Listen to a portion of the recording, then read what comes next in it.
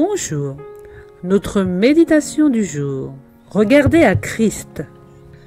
Je suis le pain de vie. Celui qui vient à moi n'aura jamais faim, et celui qui croit en moi n'aura jamais soif. J'ai été chargé de dire que nous ne devons regarder à aucun être humain pour la puissance ou l'expérience, ni dépendre de lui pour la force et les directives. Le Christ dit « Regardez à moi, je suis la lumière du monde. Celui qui me suit ne marchera pas dans les ténèbres, mais il aura la lumière de la vie. » Je m'adresse à ceux qui se prétendent les enfants de Dieu. N'est-il pas temps de connaître la source de notre puissance? N'adopterons-nous pas, à partir de maintenant, une ligne de conduite plus agréable au Seigneur? Des scènes me sont présentées et les mots me manquent pour les décrire.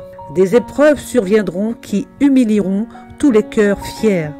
Que personne ne se sente en sécurité en suivant ses propres voies ou en mettant sa confiance en l'homme. Le Seigneur a besoin d'hommes d'expérience, d'hommes qui se chargeront de responsabilités en son nom et par sa force, d'hommes qui recevront sa grâce en reconnaissant qu'il est de leur devoir de la communiquer aux autres. La parole du Dieu vivant doit être notre guide. Chacun doit se rendre compte qu'il dépend de lui, qu'il lui appartient par droit de création et de rédemption. Lisez et étudiez les déclarations du 6e chapitre de Jean. Priez afin de comprendre ces vérités. Je suis alarmé en constatant la faiblesse spirituelle de ceux qui ont reçu une si grande lumière. S'ils avaient marché dans cette lumière, ils auraient fait preuve de force dans le Seigneur. Mais ils n'ont pas agi ainsi, et ceux qui sont venus à la connaissance de la vérité par leurs efforts regardent aux hommes pour la sagesse, au lieu de regarder à Jésus-Christ, la véritable lumière, qui en venant dans le monde éclaire tout homme.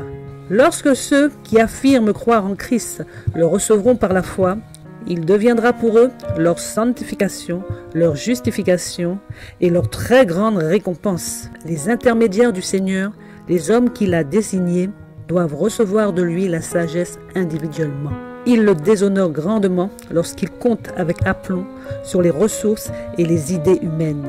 Ils doivent le considérer expressément comme leur suffisance, leur force. Représentez-vous le Christ?